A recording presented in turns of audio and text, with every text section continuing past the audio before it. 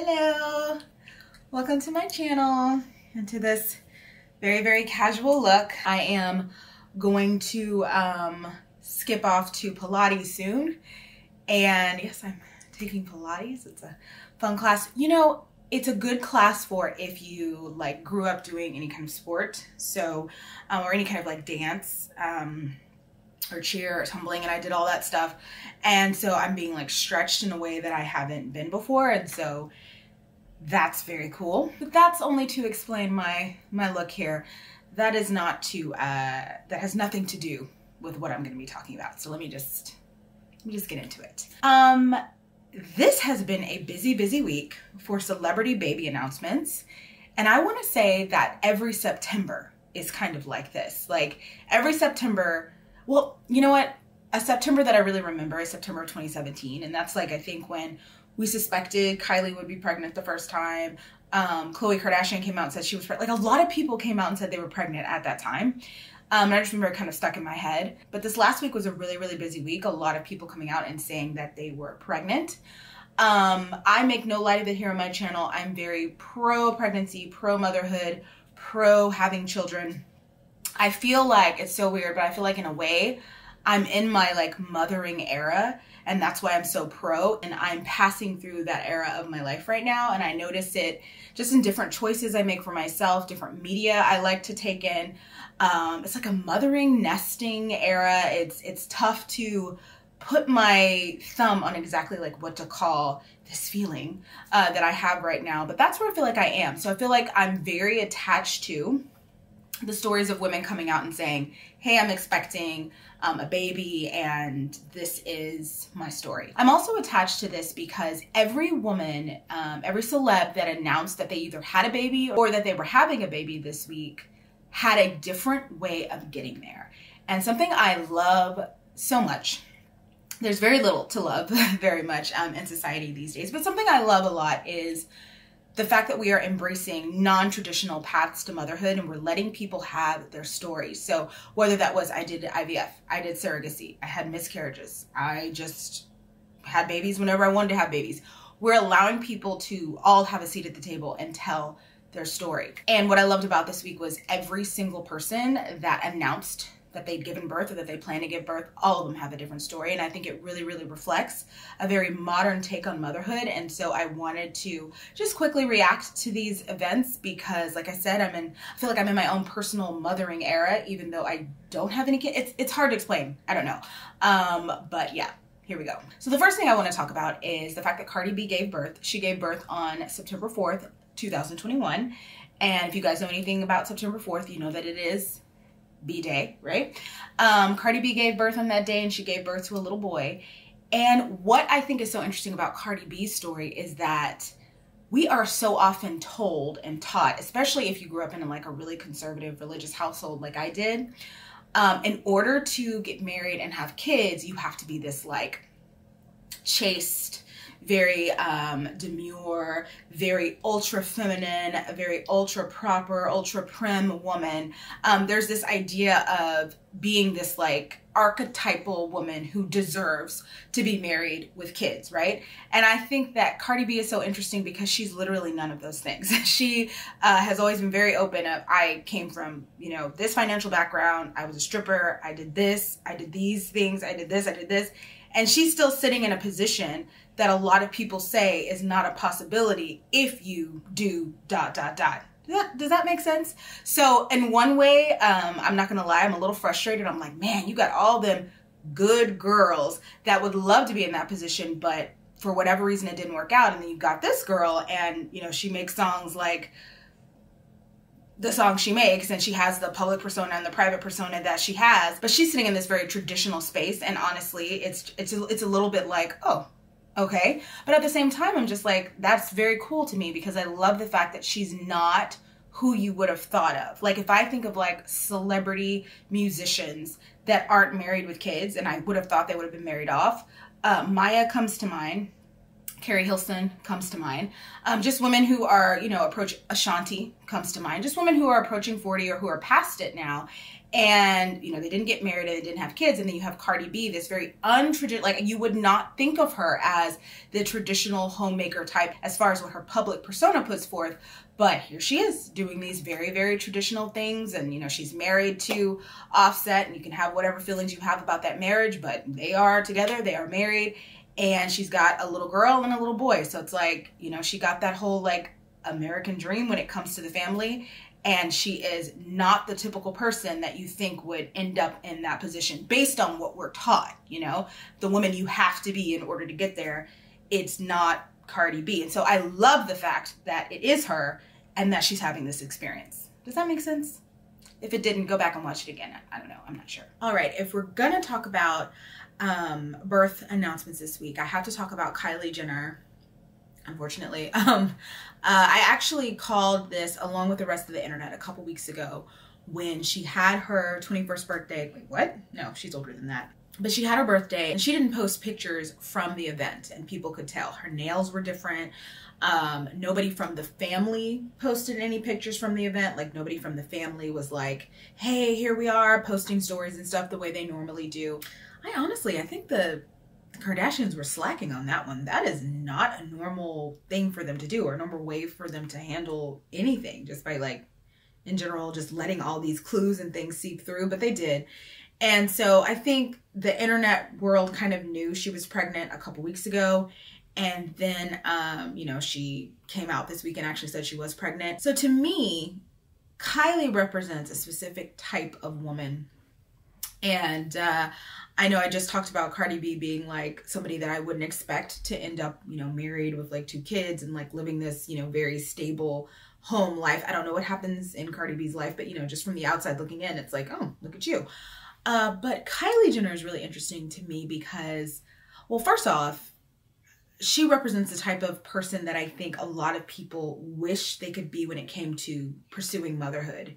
You get in your career, you make a lot of money, you know what I mean? So like you really don't need to depend on anybody else but yourself, because you can do it because you've got deep pockets, and you're in a time of your life where you can make healthy decisions when it comes to family planning. And so I think when I say a lot of women wish they were in that position, maybe I'm just talking about me. But no, I mean, I think her situation is ideal as far as that goes. Now, what led up to that situation, obviously, is a lot of bull honky. You know, she had her family's help as far as building her vast empire. She used her ability to culturally appropriate to ingratiate herself, not only to the partners that she chooses, but to the beauty market as a whole. I mean, her, and I won't say that having full lips is any specific ethnicity's claim to fame, because it just isn't. But we know that those full lips are not the way that she came out of, you know, that the way she naturally is. And she was able to do that and to use that and to become a billionaire off of that, or multimillionaire, whatever it is. And so I think, you know, when we think about how she's able to have this sort of ideal path to motherhood, yeah, there's some complicated feelings there. One thing I can't deny, though, is that Kylie seems to be faring better than any of her sisters when it comes to partnership. Whether it was when she was younger, the fact that she just straight up snatched Tyga away from his adult partner and their son, to the fact that, like, even as an adult, we don't really hear about like people cheating on Kylie, embarrassing Kylie, the way we do with Kim, with Chloe, with Courtney. We don't hear about it. We don't really hear about it from Kendall either, but I think, and that is what it is. But when you think about the Kar Jenners that have children, all of the baby daddies are so embarrassing with their behavior and the things that they do and the way they act out in public. Like, it's like, ooh.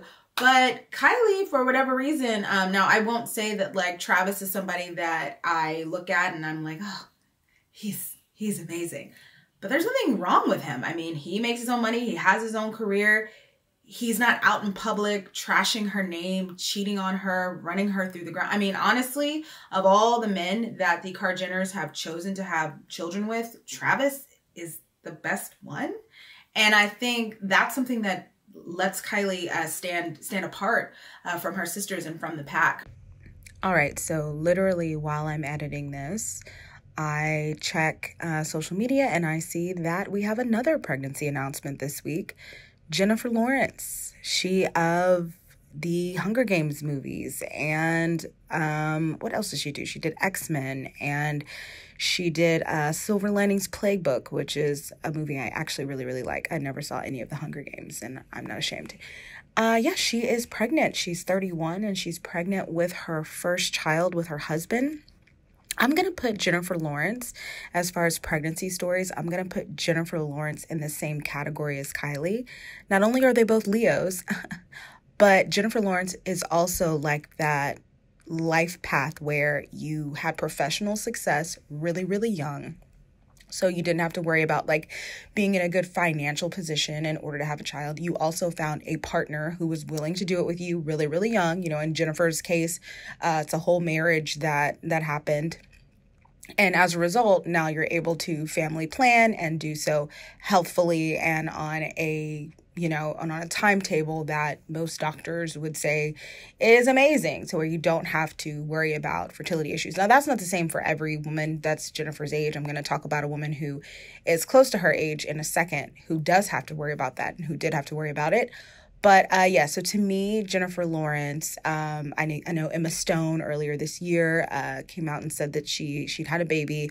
Those women, they're in the same boat because they professional success really young, found a partner, and started having children in a certain amount of time. And from what we know as an audience, they didn't have to struggle to have the baby. So they're not on social media. Well, I don't think either of those actresses that I just mentioned even have social media, but they're not, on social media. They're not making statements about, hey, I had to do this and this to have a child.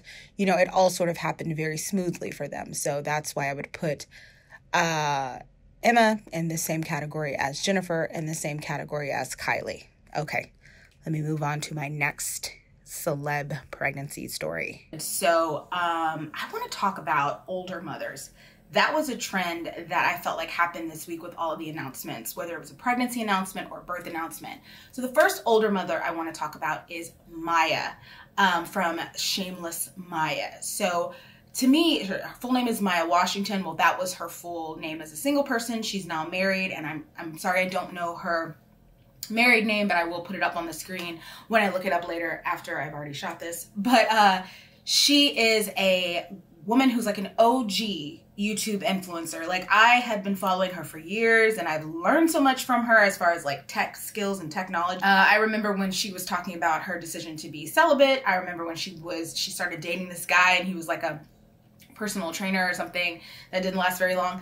I remember when she would go on all these really, really cool trips with Hey Fran Hey, Francesca of Hey Fran Hey. They would like go to Iceland and stuff together. Like, I remember I feel like we've been there as a YouTube audience. We've been there with her. And she has had this like amazing adventure of a life. It's really unfolded in beautiful ways. And what I love about her being so open about her journey is that she was open about the fun stuff. She was open about the creative stuff. She was open about feeling lonely. She was open about like doubt. She's just been very open and very informative and very helpful. So this past week, she welcomed her first child, a girl, and the little girl's name is Saga. And as you can see there on the screen, her caption when she debuted her daughter to the world was "The Saga Continues." And when I think about her life, I'm like, yeah, it is very much a saga, very much an adventure. And I love to see it unfold. And really, it's an amazing adventure too, because Maya's 39. She's 39 years old. She got married at, I believe, 38, pregnant really quickly, and, gave birth, home birth, right? And so I love that story. It's not a traditional thing in general to give birth at 39, but what I'm noticing is that people are getting more accepting of the reality that because, people are working on their careers and people are working on other things and working on getting that partner, that's becoming kind of a new tradition, giving birth later on in your 30s. And so I love to see that. I love that it was a healthy birth. And I love the name because I feel like it's so fitting for mom, for Maya. And it's going to be a whole new adventure with little baby Saga. So I love that. Okay, speaking of social media stars and people who I've been following for a while, I got to talk about Nabela Noor. Okay, so this story actually just took me right out, right? I was emotional about this. I brought up Nabela a couple times on this channel, or maybe just once, I'm not sure. But I brought her up when I did my first like little clothing haul, and my only clothing haul, it turns out. But I brought her up as far as an example of somebody who really embraces her body type. You know, she's in bikinis and she's doing what she wants to do. And I was talking about how kind of important that was. And I didn't want to say, though, in the video what had happened to her earlier in the summer. And I'll go ahead and say it now because she's open about it. She had a miscarriage earlier in the summer, and she had a miscarriage really, really early on. You know, not even, she wasn't pregnant for very long at all. And it was really heartbreaking, and it was really sad. And I identified with this because I've been open about the fact that I, too, suffered a pregnancy loss. And what always got me about her story, though, in comparison to mine, so like when I suffered my loss, I kind of lost everything. I discovered that, you know, some things about the person that I was dealing with at the time, and that relationship could no longer go forward. And again, I talk about that in my video about not having kids, so you can go see it, but I discovered some stuff about that person. I had to move, like so much happened to where everything that surrounded me in that reality at that time when the pregnancy loss occurred, everything that surrounded me was also taken away. And I was sort of stripped from all normalcy at the same time. And so it was a really, really traumatic event. And one of the things that I noticed that's different from my story and Nabela's story is, you know, a miscarriage in and of itself isn't a huge deal. It can be a terrible, terrible situation, and it's very, very sad. So not a huge deal is not the right language. It's not a defining thing, right? You can have a miscarriage and go on to have a healthy baby.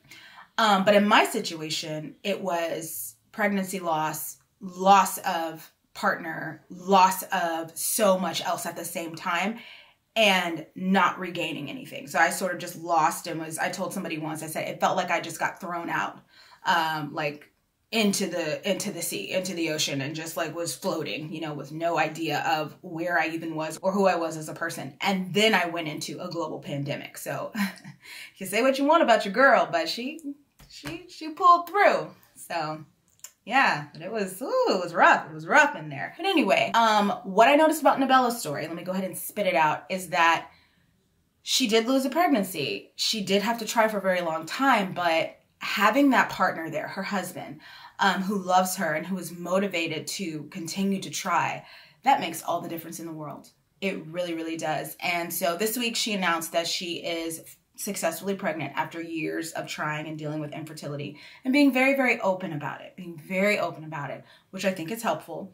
And the reactions from her family members when she announced that she was going to have this baby.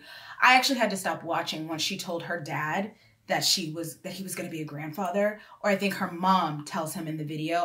I will link it here, but it's not going to go. I'll link her pregnancy video below, her pregnancy announcement video below. But when her mom told her dad, you're going to be a grandfather, and he just, the heaving, you know, she's pregnant, just the crying, the tears. I think one of the most important conversations I had with my dad ever was, will you be really disappointed in me if I never have children and you can't be a grandfather?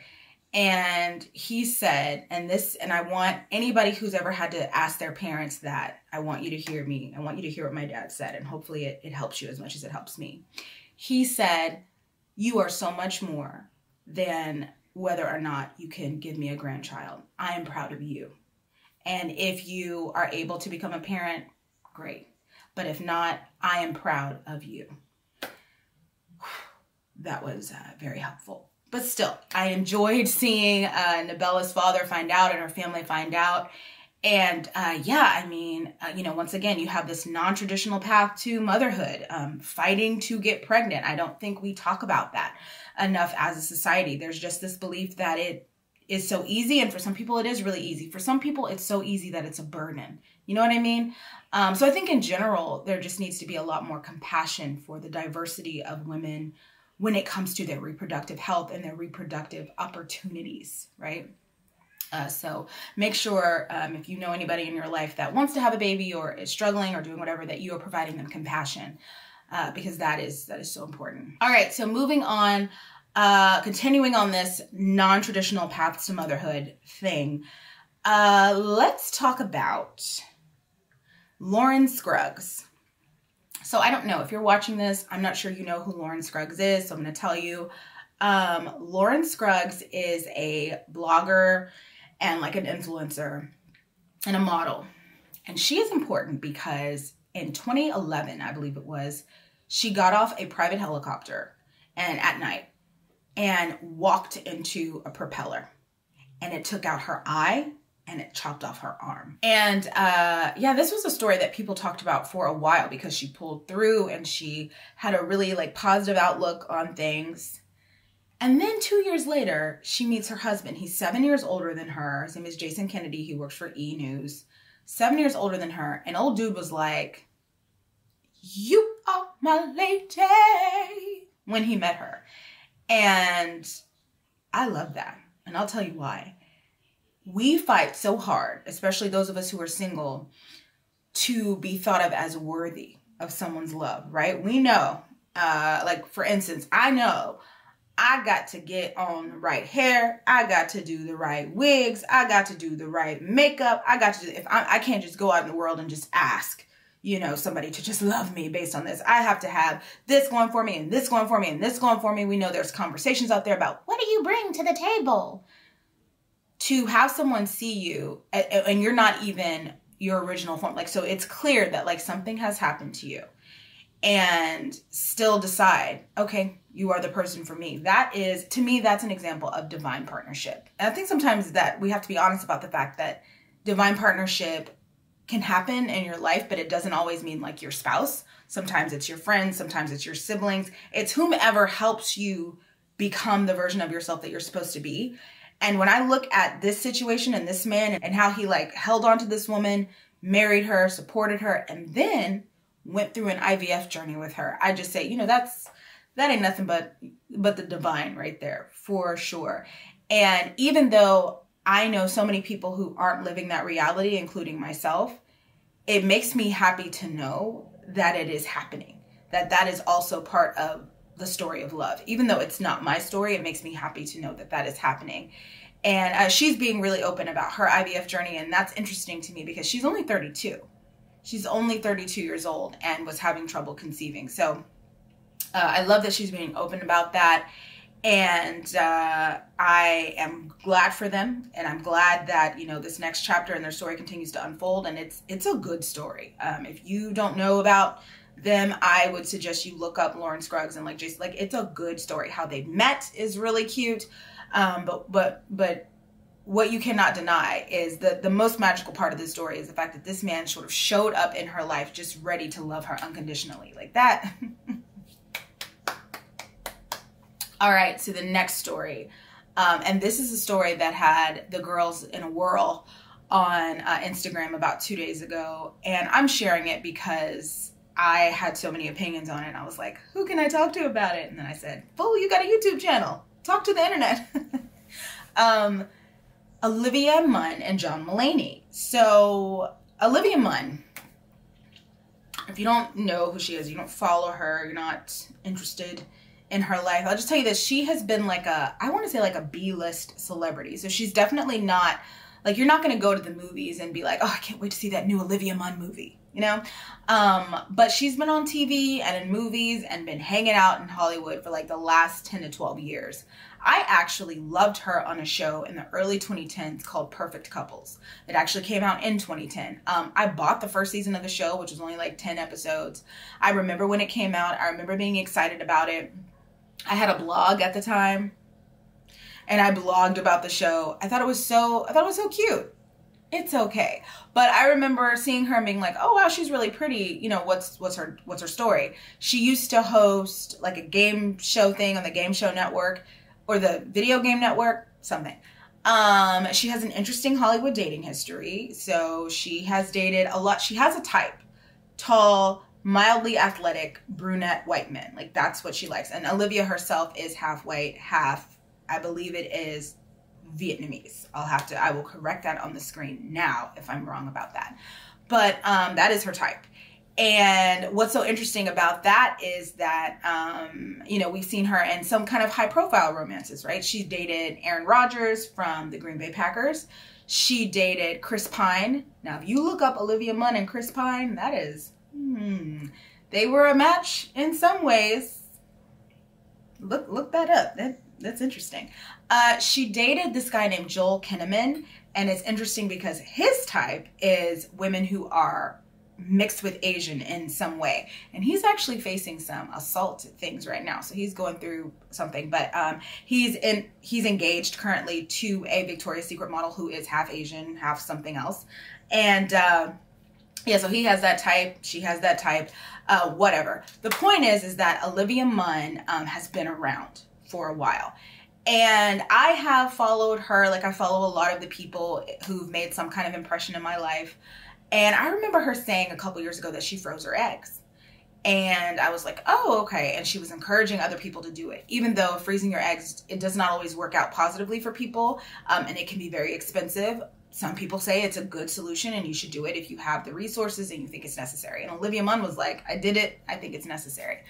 Then I remember her saying something along the lines of, my mom told me never to just settle down and marry someone, make something of yourself first. So she was kind of like against, you know, just settling down before she felt she really made it. I also remember her saying, after she broke up with this guy who was a lot younger than her, I remember her saying, I don't think having kids or any of those things are for me. And I remember that because I read that and I was like, you lying. Because I recognize that. First of all, nobody freezes their eggs if they're not looking forward to having a child someday, right? And then I know what it's like to have to be like, okay, it must not be for me because it's not going in my favor. And I never believed her. I never believed that she wouldn't become a mom. I didn't think it would be with John Mulaney. So let's talk about John Mulaney. So John Mulaney is a comedian. He wrote for SNL. He does a lot of his own stand-up stuff. He is lip-synced to oblivion over on TikTok. The youths love him. Millennials love him. He wrote the SNL, the Stefan character on SNL. That was like all John Mulaney. And he was actually married to a woman named Anne-Marie Tendler. And for me, John Mulaney is a part of this group of like millennial white comics or like millennial white men who married artists and women who were like esoteric and graceful and just they didn't seem like they would match, like Andy Samberg and his wife, the guy who he invested in Napster, Sean something, I'll put it on the screen, and his wife, and then John Mulaney and Anne-Marie Tendler. These women are incredible artists and like visual and musical savants. And then the men are kind of like, well, not so much for Sean, but Andy Samberg. Like the men are like these goofy, you know, funny guys. And yeah, so John Mulaney kind of fits in that box for me. And he had a rough year last year. He went to rehab twice. He divorced his wife. And he comes out of rehab and he meets Olivia Munn. And months later, they are pregnant. And people were upset about this because they felt like the timeline didn't make sense to them, right? He just divorced his wife. If you go and you look at her Instagram, you can see that she was in deep grief about this situation. Looking at her pictures on her Instagram took me back to times when my heart has been just broken. Like, well, actually, you know, the first thing I thought of when I saw this picture right here was that song that's like, the love I lost was a sweet love, the love I lost, you know, that, you know, one of those like 70s like love songs, you know. And then I thought of some other songs, and then I was like, let me get off this girl's page. But yeah, she just, you can watch her kind of like progression as she's going through this. She has a show currently, she has a show coming up, and it's the kind of show that I would actually go to. I'm weird about art shows. I kind of only like photography and certain types of painting. My mind is not very expansive when it comes to art. So I'm not the kind of person that's like, let's go check out the art gallery. But I will go look at paintings and photography, if that makes sense. Certain types of paintings. So anyway, so, you know, you can tell she was really going through it around the same time that he was getting into this new relationship and starting this thing with Olivia.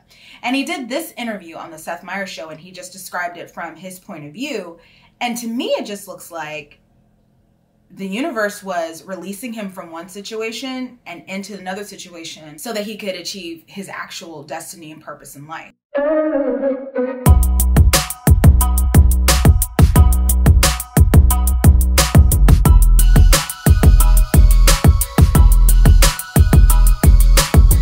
So it's clear he went through a lot, and I think it was all for a purpose and for a reason. I don't think anything was an accident.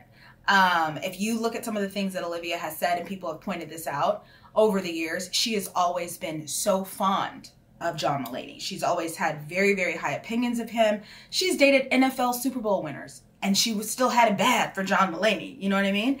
She's dated action heroes, and she still had it bad for John Mulaney. And I think there's something to that. Like, I think there's like a supernatural connection there. I think that that baby was supposed to be here. Also, Olivia Munn is 41.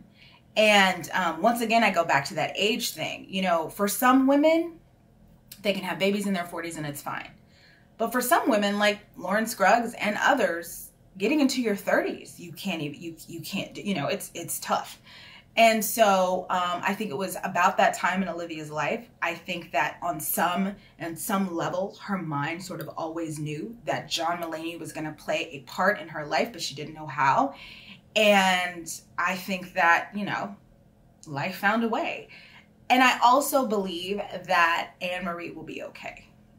Incredible artist, incredible visionary. If it's within her destiny to be a mother and to be a wife, she'll be all right. She'll have another chapter as well. So like I said, I was excited about this past week because of all of the chatter about people having babies and all of the different stories and pathways that these women represented to motherhood. But there was somebody who came out this week and didn't speak to me in my mothering era. They spoke to me in my childhood era. And that person is a guy who played Steve on Blue's Clues when I was a kid, when most people my age were kids. Blue's Clues celebrated, I believe its 25th anniversary. Yeah, 25th anniversary this week. And Steve came back. And Steve posted this on his Instagram page. Hi. You got a second? Okay. You remember how when we were younger, we used to run around and hang out with Blue and find clues and talk to Mr. Salt, freak out about the mail and do all the fun stuff. And then one day I was like, oh, hey, guess what? Big news. I'm leaving. This is my brother Joe. He's your new best friend. And then I got on a bus and I left. And we didn't see each other for like a really long time. Can we just talk about that? Great. Because I realized that was kind of abrupt. I just kind of got up and went to college. And that was really challenging, by the way, but great, because I got to use my mind and take a step at a time. And now I literally am doing many of the things that I wanted to do. And then look at you, and look at all you have done and all you have accomplished in all that time. And it's just so amazing, right? I mean, we started out with clues. And now it's what? Student loans and jobs and families. And some of it has been kind of hard. You know? I know you know. And I wanted to tell you that I really couldn't have done all of that without your help. And in fact, all the help that you helped me with when we were younger is still helping me today, right now. And that's super cool. I guess I just wanted to say that after all these years, I never forgot you, ever. And I'm super glad we're still friends. Thanks for listening. You look great, by the way. Whatever it is you're doing. And that's actually the extended version of what he posted. And it made a lot of people who were kids at that time, so a lot of millennials, it made us very, very watery-eyed. But I'll tell you what, for me, it was super healing. And I think it's because in life, when you get to my age, you know that a lot of times you have to create your own closure for situations, and people leave, and things stop, and a lot of times there's no explanation. Blue's Clues, I think for a lot of us, at least for me, like I can remember just one day it was different. Oh, he's gone. And now at that time I had already weathered through, you know, Full House ending and other shows that I loved growing up being over. So like I could handle it. But yeah, it was definitely a lesson in a certain type of loss. And so when he came on the screen and he was like, hey, you remember when I had to go? Can we talk about that? For me, I experienced a certain amount of transference where it was like, I heard him say that and I applied it to a couple of different situations in my mind. Like, hey, remember when this ended? We need to talk about that. And what I loved more about the video was when he said, you know, I had to go away and I had to grow up and you had to do it too. And it was hard. You know, it was hard. And I was just like, yes, Steve. It was hard. Like, you know, and I just thought about people that have had to leave my life or situations that I've had to change. Like that person was probably struggling too. That situation was not perfect. And then when he said, but look at you, look at all you've done. I'm so proud of you. I'm not going to lie. I shed a tear.